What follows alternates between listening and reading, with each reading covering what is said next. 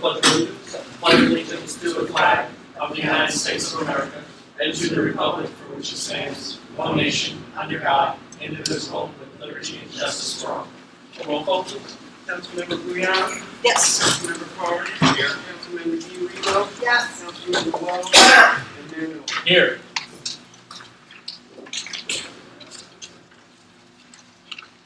Okay. Approval of the minutes is the first thing.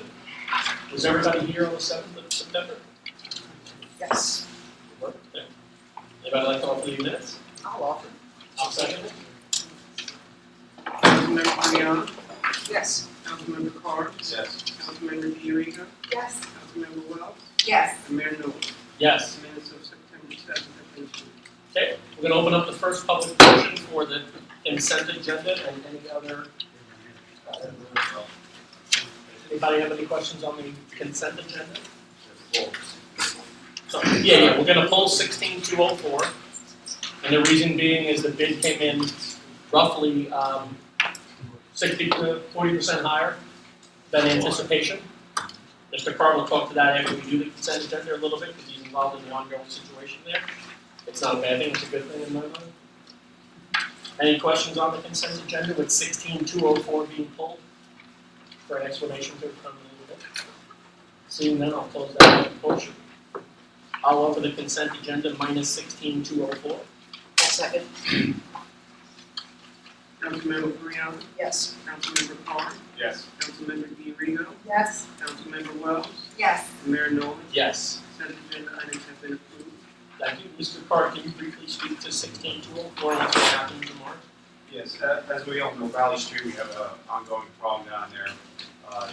It's been addressed several times, tried to temporarily fix it, but with the ongoing problem, the hole, the pipe working, we tried to put out the bid, repair it, not to waste funds to part of the whole plan was to replace the pipes from Valley all the way up to Shore Drive, but with Governor Christie, with the DOT freeze, we had to break it apart. That took some time. We're now under an emergency situation here because the pipe, the hole's getting worse. We put it out to bid to get bidding prices, and the numbers just came back ridiculous. So we're meeting with several contractors after lengthy phone calls today with different people to get them on board, get real numbers, and see what we can do. Hopefully by midday tomorrow, maybe we'll get lucky and get a contractor to do the job. But I'll keep everybody posted at that time. And in the interim, we're going to work on the safety. Yeah, safety, Lou, I apologize, Lou with the DPW is going to go down there, the Jersey barriers up there. The pump does work with the hole being open. It will pump out the water, but the thing is we don't want to jeopardize $800,000 pump and pump station that works fine. We just got to figure out how to get the pipe fixed without, quite honestly, being raided by contractors. That's where we're at. Thank you, Mr. Carr. Questions? Appreciate it. We're going to do the ordinance for the second reading and possible adoption. 16-20 is the first one. This is authorizing the borough clerk to act as an issuing authority to bingo and raffle licenses. This will just help speed up that process in our mind. I'll open up the public portion for 16-20. Anybody have any questions on that? That's the borough clerk authorized to issue bingo and raffle licenses. Sounds trivial, but it will help the process with the agencies and groups that are trying to do things on a regular situation. Any no questions on that public portion? But can you please read 16-20, sir? Whatever part that we have to. Right? That good? What I said? I have it here.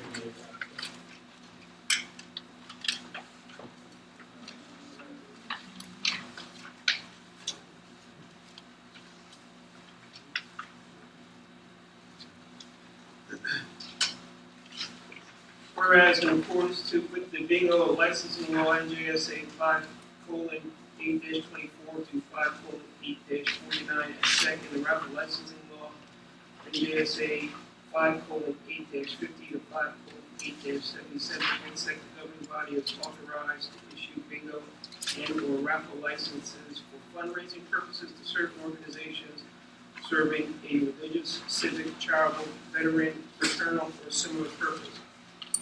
And whereas in accordance with New Jersey Administrative Code, Section 1347-1.1 et sed, the governing body may delegate by ordinance the authority to approve the granting of bingo and raffle licenses to the borough clerk. And whereas the borough has ascertained that such an authorization would allow the borough clerk to review and act upon such licenses on a more expeditious basis. And whereas the borough believes that this is in the best interest of the borough of Highlands and the residents seeking a bingo and/or raffle license, that review and approval be done in a more efficient manner. Now therefore be it ordained by the governing body of the borough of Highlands that the governing body hereby delegates to, authorizes, and provides authority to the borough clerk to issue bingo licenses and raffle licenses for appropriate organizations as specified in the bingo licensing law and the raffle licensing law, and appropriate applications in the determination of the borough clerk. Such license issuance will thereafter be reported to the borough governing body. I'll offer that. Roll call, please. Councilmember Brian, Yes. Councilmember Carr, Yes. Councilmember Diorigo, Yes. Councilmember Wells, Yes. Councilmember Nolan. Yes, please. Ordinance 06-20 has been properly adopted. Now, Brian, we still have to do the hearing for 1621, and then after? That is correct. Ordinance 1621, there were concerns raised at the last meeting about specific language concerning the mayor, clerk, CFO, other borough officials being authorized to execute regular form agreements on paid improvements. That's been deleted. It's not necessary. This is not even on. And it's been replaced with specific language concerning the fact that any and all expenditures will comply with the local public contracts law. It's deemed enough of a substantive change that it's been placed into a new ordinance in 16. Which we're gonna introduce after this. As a, we'll go through the same process we would with another hearing and a public hearing on it. So I'm gonna open up the public hearing for 1621, and I believe, going out on a limb, it's gonna get voted down, but that's it. Okay. I would like to be very short, right? 16, 21, and 22, are they the same? They are, the verbiage changed, because what we raised concerns at the last meeting, it looked like on paper that 21, whoever is the mayor, the CFO, and the administrator can spend the money without anybody here to take it home. Right. So that, it's such a substantial change by law, you have to reintroduce a new one, and still go through the process of this, and hopefully vote it down and then reintroduce 22. Same one, it's just the right verbiage. Okay. I guess I'm a little confused. You're voting to introduce an ordinance that you expect to get. We have no choice because we introduced it the last time and set the public hearing for tonight. We had said we would be voting against it unless the verbiage was changed. So the one So when the that verbiage was changed, it made a substantial change. we want gotta to renotice. enact is coming up next. Correct, that's 22. 21 is more than likely going to be voted What down. we have in our packet is what you intend to vote. Do you 22. have 22 and 21? I think you have 22 and 21. Please say 20, not 21. 20 is a totally different one. 20 is a borough clerk. All right, go ahead. I'm sorry. Okay. If you look at the last sentence of section 2 of 1622, that's the substantive. So we have to still go through this process for 21. Does anybody have any other questions on 21? Actually, I know we are gonna vote it down, but I would just like to say, like, moving forward, I think that whole ordinance was kind of rushed to the agenda, so it really didn't, it put Brian in a bit of a pickle because he hadn't had a chance to review it yet, so that way we're not doing things twice. Let's just do it, the first time, make sure we get it to Brian, make sure the verbiage is there, and make sure it's communicated, amongst all of us, because even I was confused at first 2 weeks ago, so. And I was sitting in the seat of one of those people, and I still didn't think it was, I think that if I looked at it from the outside looking in, it would look like that 3 people in the town could spend X amount of dollars out of 400,000 without the correct representatives of the And you town. also said any official, any Right. officer. Yeah, So, so it was too big. It's a good catch, and I do agree with that, and we need to make sure it's got it out properly so that we're not wasting time. And money. So on that, I'll motion to dismiss it. Okay, so let's close the public portion, take one more question. Mr. Carter, do you want to vote for it? I vote that we dismiss it. I will second that. Roll call, please. Voting not to pass it. Yeah, 1621, I'm sorry. Okay, so we're voting to adopt, and everyone will vote no. That's right. Correct. Councilmember Rihanna, No. Councilmember Carr, No. Councilmember DeRigo, No. Councilmember Wells, No, and Mayor Nolan. No, to not adopt. Ordinance 21 has been appropriately defeated. Okay, so now tonight, we're gonna introduce 1622, which is basically the same ordinance, but as Brian said, it's not. It's substantially changed because it added in the correct verbiage that the right parties and elected officials would have say on how it's spent in the same way. The intent was to do that anyway, in my mind, we just had to clean up the verbiage. I will vote to set a public hearing on this, A motion to introduce, would that be at the only meeting in November? October 19th. October 19th, okay. October Or 18th. October 18th. 18th now, right. Oh, I'm Tuesday, sorry. 18th. Well, let me clarify, because I noticed here you have put down for November 2nd as a, and you want to stay with that date, which is fine. Whatever the quickest, most feasible date. So all we need is I think, 10 days from you November forgot 2nd. about think so. it. They forgot about the 18th because we don't have 2 meetings in November, so I think that was a mistake. I Okay. think we could do, if we are okay legally noticing and everything, I don't see a reason not to do it on the 18th. Okay, so October 18th. I'll offer that. I'll second it. Roll call, please. Councilmember Brian, Yes. Councilmember Carr, Yes. Councilmember DeRigo, Yes, Councilmember Wells, yes. and Mayor Nolan. Yes, please. Ordinance 01622 has been properly introduced. We'll have a public hearing and possible adoption on October 18th. Thank you, sir. And 1622, I assume will be on the website. You can get a copy. Let's, we're gonna have 3 reports. Rebecca, I think you're gonna go through the rec committee, correct? Yeah. And actually, I just wanted to, are we gonna do these moving forward or not? Committee reports, they used to be part of the agenda, then they fell off the agenda. So, like you said, you had nothing to report, but we launched a new website. So I thought you would wanna report that, but I'm not sure.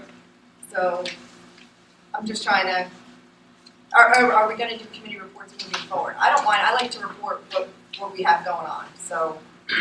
I would say put them on the agenda, like we If used you wanna to. say, yeah, If no one has anything to So that way report, we say know I got it's- another report. okay. If you do, report it. Under the recreation department, we've had a pretty busy month.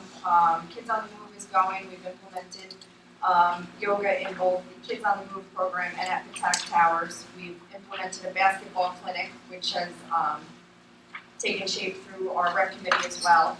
The high school team nights and middle school nights are still being worked on. We did have a meeting this month with Councilwoman DeRigo. We addressed some of the issues. We're gonna have to start obviously talking about the lifeguard situation, so we don't end up in a pickle again this year. Jen has done some research into the outsourcing, which is showing about $72,000 per season. Just food for thought, and we all need to kind of be cognizant and which way we're gonna go with budget constraints and stuff like that. Councilwoman DeRigo's given us some more, leads, which Brian was working on with Jen as well, and, I'm gonna put, we should put on the next agenda, probably an executive. Okay. But I know we discussed the number in the rec committee, so it's not like it's a surprise or a secret of what the number is. But I think we need to be aware of, are we ready for that kind of commitment, if we wanna make sure they're covered? And Scott, we had this discussion even on the Monday meeting, do we think we can actually get our own employees to cover the beaches, which is kind of a little dreary subject, because we're trying. So just for thought, put some thought into that, I think we gotta get that hash out in January. because we as a governing body have to make that decision. It's You not gotta do just, it by January the latest. it's not just one of us that makes that decision or two. A Halloween costume contest is going to be on October 30th, Sunday, at 1 o'clock or 1:30, depending. They're working to bring the parade back, which is something that was very popular in the past. Chief, I know you've probably been working with Jen. I don't think it'll be that difficult of a parade. It's usually, Where's it gonna go, veterans to here? in the past. The opposite of the other, Yeah, right? it'll end here, but I do remember it coming this way. this year they're gonna have a bouncy house and some, that kind of stuff. And then the Highlands Senior Yeah, it was Citizen coming this Group way though. are gonna have their monthly meeting on the 13th here, and they're gonna have the New Jersey Division of Consumer Affairs to speak on fraud and scams and that seniors will be targeted at. And like always, if anybody wants to join the recreation committee, I think we seem to be moving forward, getting some things done, having some good conversations and implementing some programs, so, all good stuff. And then just to report, not that it's a big deal, the blood drive was also successful, we had 16 donors. Scott, by the way, welcome to the Open Space Committee. Thanks for volunteering. Next is Housing Authority. I'm just going to, something very brief. We are renewing a cooperative agreement. There is an ability right now to renovate 125 of our low-income housing units, which would obviously be tackling Jenny Parker with a grant. Cost the taxpayers nothing. So it's just the initial phase, but we wanted to mention it on the record so everybody knows what's going on, so nobody is surprised in a good or bad way. But there's some work to do behind the scenes because some of these agreements go back to literally the 50s. And we don't have, some of them probably timed out, there's pilots involved and everything else. So the executive director, Doug DeZeman, is for the Housing Authority, is working with our attorney, Brian. So we'll get you more as we go forward. But the whole synopsis of it is there's a potential, we didn't agree on really anything yet, but there's a potential to rehabilitate 125 units with a grant. So I thought that was good to share with you, and that's about all we have right now. Carolyn, I think you're going to talk about the bid stuff. Right. Yes, we did launch a new website that was a lot. It's I'm very doing a lot of nice. work over the last couple of months, getting all the content together and talking with different department heads and committees and just about everybody. Anyway. And so with that, I think it's okay. I strongly encourage people to send any feedback that you have, any suggestions. If you're in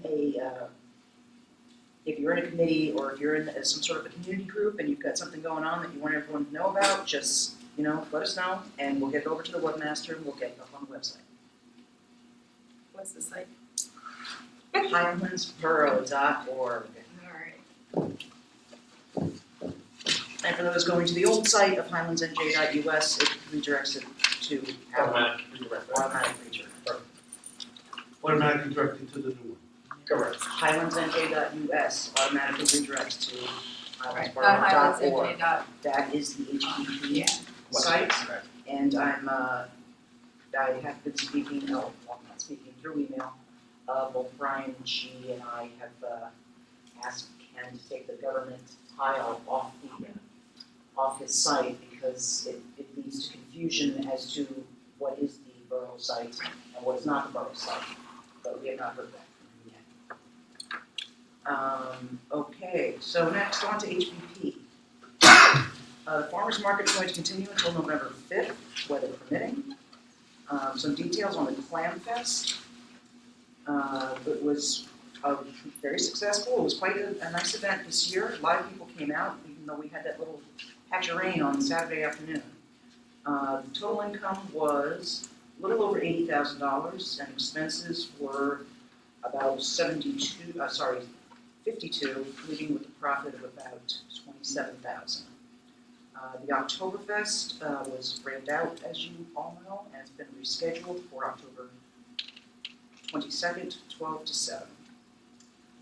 The bike ride, as many of you know, it was another great event. Over 2,800 riders came into town. A lot of them stayed and went to some restaurants or just hung out. Some went to the beach after their ride. I wanted to do a special thanks to the police explorers who helped people parking their cars. And the great people with Twin Lakes Bike Ride, they donated back to the HPP all of their extra food and supplies, water, and snacks, and Carla got all of that stuff over to the TAC Tower, here at the Community Center, as well as the food pantry at the Orphan Page. And Carla also wanted another shout out to Rosemary Bryant, who was helping to coordinate all of the volunteers for the event. For pretty much all the events, right? Yeah, she is the volunteer coordinator, so she'll come and get you if she hasn't yet. The second annual zombie parade and pub crawl, that's happening on October 15th. Betty Park at 10 a.m. Makeup artist will be there. There's going to be a DJ. and I'm not reading this entire thing. Just give us the best Yeah, parts. best bits. The Highlands Lions Club will have a Breakfast for Boobs fundraiser sponsored by the HPP. That will be Sunday, 10/23 here at the community center. The cost is $10, with 5 of it will be going to the American Cancer Society. Making strides against breast cancer, and $5 will be going to the Lions Club.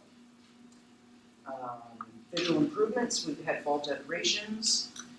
The folks over at Community of Hope, led by Sue Thomas, helped out a great deal and made sure that got done, and some plantings with Frank Rom Landscaping. And economic development, the HPP submitted to the Monmouth County Planning Merit Award application for Sandy Hook Bay Marina for their project over there.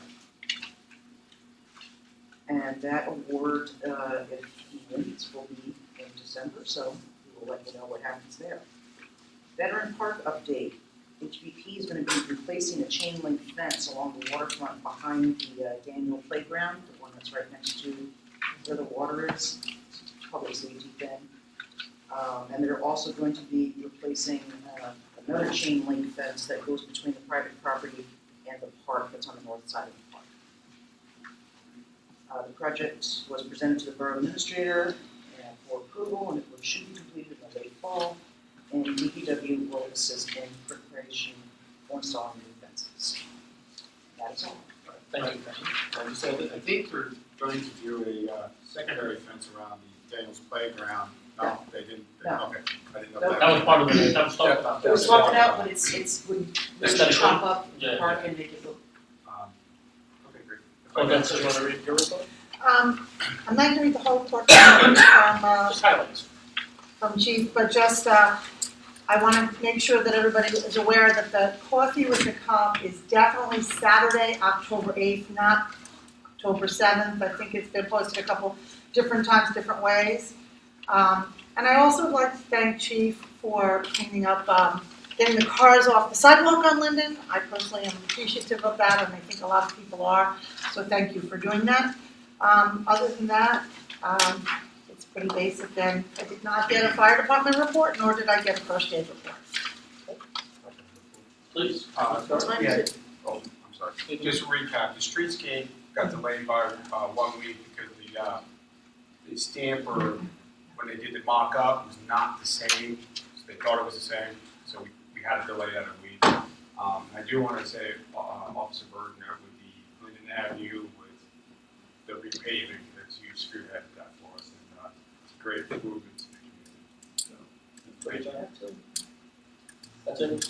That's it. And actually, I think, just to address, like, what I didn't get from the fire and first aid, I know in the past, I think the administrator used to send out an email reminding, a lot of them don't know which meetings, if it's on the agenda. So if we want to continue to get reports, maybe we should just have Brian send an email. Well, I was sending them out every month, but I still wasn't getting the reports, so. Okay, I sent mine to Jen, but, Public portion, Ms. Buckner. Name and address. As a matter of If you fact. came, we were actually done at 7:30. If you came in first, we were going to say, motion carried. That's a joke. Where did the meeting go? That would happen if the budget was up. So we're going to have a meeting at 9 in the morning, gotta get it right. I just wanted to ask a question about the stuff that was in the old Borough Hall attic. Has it all been removed? Brian, you want to speak to that since there's? No, the old Borough Hall is still kept in a secure environment. The building is locked. No one is accessing it, and it's due to potential litigation. It's being kept in that manner at this point. Oh, so you can't take the records out? In other words, if you want to look at records, we can't look at them? At this point, maybe in the near future, but at this point, There's a process, basically, we're not at the end of the process. I'd really like to ask Dwayne something, because I previously was reviewing some of the records, and I was wondering if they still might be in the clerk's office. The minutes from 2000 to 2006. I would have to go back. They're like books, you know what they, They're not online? no, it starts in 2006. 2006 and not online, right? Is there 7 of them? They're like ledger books, like almost. But could you just look around and see if they're there and then? Yeah, there are some minute books on top of the file cabinet. Yeah, that's where they Exactly were when I left them. What years they are. Yeah, but that might be the same ones I'd be interested in looking at them again. I'll stop down. Thank you. That is the spot. Yeah. Motion adjourned. Oh, Nobody follows procedure? I stopped at the previous last. Oh, come on, Started Chris, you've at been the here last- how long? Okay, I'm sorry, I didn't attend the last meeting. Oh, no, you didn't when you were up here either, but anyway. Let's start with Mr. Keller, go right ahead. Just, Scott Keller, Huddy Ave. Two quick questions. One, if we can get an update on what's going on with this sculpture on the beach. And then second, last rain event that we had, again, high tide rain event. It seems like Rec and Huddy and Snug here getting more water. It didn't seem to be pervasive through the town. So my question is, what's going on specifically in this area? I know about the pump station, but maybe the ductile valves, whatever. We're getting a little bit more water than most, and I don't think we're that much lower than anyone. So anything being addressed on that? The first issue with the Top project, at the last council meeting, we instructed the BA to communicate with the demolition company. Their scheduling process is 3-4 weeks out. As soon as their scheduling guy gives us a date, then we'll forward that to Carteret and say that you dropped that date kind of thing. So demolition will probably happen between now and maybe the end of the year. It's all based on red bank and recycling that. On the second issue, I will add to the flooding. I've asked Gail to get the permitting costs associated with fixing the bulkhead at the end of the Snug Harbor here, and the new ductile costs are being examined. To start with that, I will add, we did have a Corps of Engineer meeting last week. They're in period for the whole wall project, and what I found interesting, they had some ideas on how to deal with stormwater management. So Jay is going to forward that information to us, just particularly with the stormwater management. A lot of it had to deal with this, and there's some great options in there that came to light to help deal with the flooding. It's not forgotten, it's an ongoing process, Okay. but I feel your pain now. I'm not seeing much from the bulkhead, so I'm not sure what's going on or as concerned as, again, what's coming back up from the sewers. Because, on my corner, it goes halfway down my block every time there's Storm drain. storm drain. Storm drain. Well, it's one or two things are happening. The plates that are along this, I've taken all photographs of them. Actually, the sad part about it is that the metal ones, they're actually working order, but they've been poorly maintained. There's a rubber ring around them. I've gone down in there and it wasn't fun, but so I don't know if it's cost effective for us to replace those metal rings and so forth, or the rubber boots on them. I don't even know if we can get them. We do have a contractor who's going to donate his welder expertise to try to fix the one at the end, start there and then work our way back this way. But you got to stop the water from coming in, and I think we're going to start there, and then hopefully maybe that will help, and then we'll go from there. It's a stepping process. And some of these answers we're not gonna really have till probably the end of January, especially to do with the core project. So nothing's gonna happen, there'll be multiple public meetings for one we know, but they're really not gonna know till the end of January. The core project is in what they call peer review, and they said they're not gonna have it done back from their peers until January 31st. So at that time, it's not costing the town a penny at this point in time. At that time, then we take that and then we as a town do an assessment and education, whether it be town forums, mock-ups of what they're doing. We make a decision whether we should move forward or not. And that's gonna involve spending money as a town, Yeah, which that's will impact our taxes quite a bit. a lot. Mr. Francis? Chris Francie, 36 Fifth Street.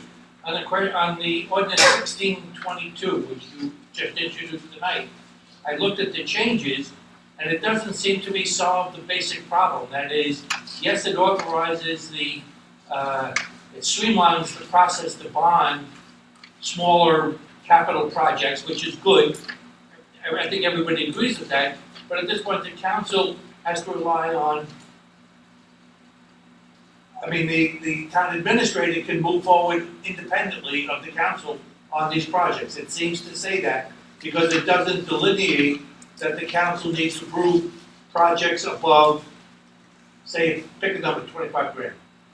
So I think that's the part that's a little unsettling. At this point, yes, the statutory limitation for spending is satisfied by the new ordinance, but that's not so much the issue as much as the board administrator is not an elected person. At this point, we need to make sure our elected representatives approve what he's doing. You have QPA, she would make sure nothing is spent without proper protocol. It doesn't say, I understand what she's intending, that's not what the ordinance says. I agree, but it's for the FDA to be able to spend money to fix repairs. If this was in place, maybe Valley Street would have been able to act on faster. Doug, I really understand what you're trying to say, But that process is already in place, Chris. What? With the QPA and the borough district, we're not changing. There's checks and balances and those safety measures. Well, no, I'm saying the council has to get brought into it. The council has to get brought into it early, and then you can move. That's Well, we don't my, disagree, but the last one, basically this one is it's backing up our current processes. The last one, in my mind, was bypassing. oh, absolutely. I agree, but at this point, I'm thinking that it take one step forward and put the council as part of the signatories on capital projects above X%, X number. Pick a number. 10 grand, 15 grand, 25 grand. What number can the borough administrators spend, fully understanding the council's behind 1%? That's my only point. Thank you. So that makes sense too, maybe we need to do something where if there is some sort of spreadsheet or something for expenditures that go with this 400,000. And Because then you would know. And not for nothing, we don't even have capital projects listed as a document as part of the budget. We have large projects, yes, but this lower number, you couldn't say, for example, what road do you want to pave next week? We bring it up as a new subject every time some new funds come. And that's, that could get fixed. Mr. Francie, I can answer part of your question. As a QPA, I know that even with the QPA in place, the governing body would have to authorize any contract issued over $17,500. So the borough administrator could not enter into an agreement over that amount without council authorization. Fair enough. And that's because the process is in place. The last ordinance, the verbiage in my mind, bypassed the process. Okay. And that's why the language was And that's, changed to obviously, it's being reference substantial. local public contracts. Does that include an emergency situation also? Emergency situations are different because it would have to be deemed an emergency. The QPA could enter into a contract if there was a threatening life, public safety, and I forget what. Health, safety, and welfare. Health, safety, and welfare. Without But then council again, consent? the governing body would then have to go and, by resolution, approve that contract after the fact. After the fact. Well, And after there's a the fact, whole bunch so of good, other you know that. processes along with that. But it has to meet the criteria of what the attorney said, public safety, health. Eminent Welfare. Yeah, if it doesn't meet that criteria, the QPA can't even get past her checks and balances to spend the money.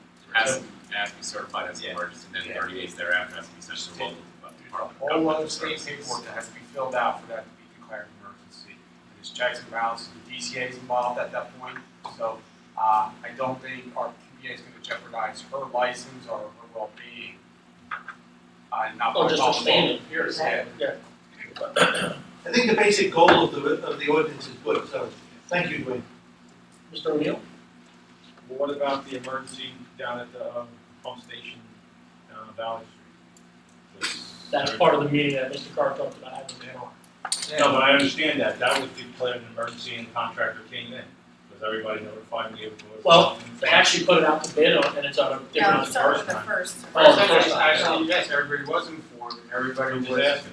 yeah, everybody was informed, so just so everybody understands, we understood it to be a temporary fix, it was not a repair. Mr. Understood. France was on scene, the difficulty was, at that time, our governor did not have the DOT restriction, and the goal was to be able to do the whole project, release it, and get one big bid, which is a better pricing structure, a bigger project, and Mr. Christie did what he did, and it caused a curveball, the temporary fix, the pump is a great pump, it took everything we put in there, sent it out on the river.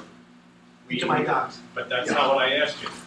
But everybody was, did everybody consent on that job before it was done? Absolutely. Okay. I made phone calls to everybody, so did Tim Hill at the time, he was the borough administrator, I definitely saw an email also. and the QBA, Because you guys are the elected officials and nobody should be spending money without your okay. And I think That's that, bottom line. and I think that when we changed that to 22, that did that. Because 21, it wasn't that way. It was literally one elected official and a couple of people that were there that could have spent up to 400 grand in money. That was a Sorry, great Jeff. change.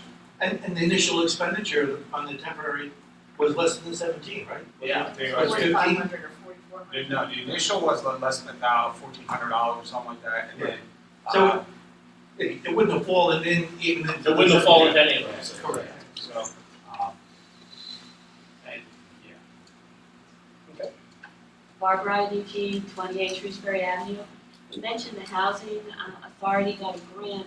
Where can we get more information on that? And then also, this renovation of 125 homes, will that, Units. Units. Yeah. will that be able to have them now qualify as affordable housing? yes. We believe so. That's great. Knowing, the point was brought up in executive session that we don't know the scope of it. From what I understand, and I'm not a professional at this, it will qualify from what we understand the scope to be. There'll be a lot more conversations about it as we go forward, but I would assume and I would guess that 125 of those units will now be done. Wait, just to, like, Possibly, roll yeah, back but on there's that. still some of them. there's very hard and fast rules for affordable housing and how your units are counted. And when you have existing structures like this, the rehabilitation would need to be significant. So with that in mind, what's deemed significant? So I'm gonna speak with the planner tomorrow and ask her for her input as to what these intended repairs are going to be, and then see where that falls. Is there a dollar amount, Right. Yeah. And just to be clear, the Housing Authority has not received this grant yet, they are applying They're for a applying. grant. Okay. So just so that it's not out, it's not there yet, so they're in the And process.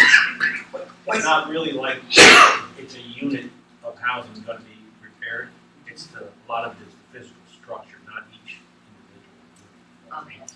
Like, I think they need to work on windows. When they say kitchen, That's- sewer, Saying kitchens and Yeah, facades. but I think that's a separate issue Right. from what you're going through now, Right. from the RAD program. Right. That's like the pointing up of the outside of the building, and some different items like that. That's more of a long-term thing for the big building. Right. I think it's It's gonna not, enable us to make capital investments in $10 there million without something really to just struggling. farming. But it's not like you're getting all the cabinets and all of that. That's comes out of a But different thing. to back up what Carolyn was saying, there are stringent requirements, and one of them is that the units have to be deeded to be for 15 years. And Well, that's time why deeds, that's that why, wasn't that's included, why I'm gonna speak with the it planner wasn't tomorrow. included this time around. Yeah. So if you get it included by getting them deeded, then it would be counted as. Look at it like this, best case scenario, it's done and it's included, worst case scenario is it's done. But deed implies ownership, Chris. Meaning the affordable housing element. Chris, deeding implies ownership. These are not condos, these are rental. Well, there is an ability to restrict them to low income, independent of the Absolutely. deed, Yes, either way. I understand where you're going with this. Yes. Just wanted to be clear. Anybody else? Okay, motion to adjourn. Thanks for coming out, everybody. I'll second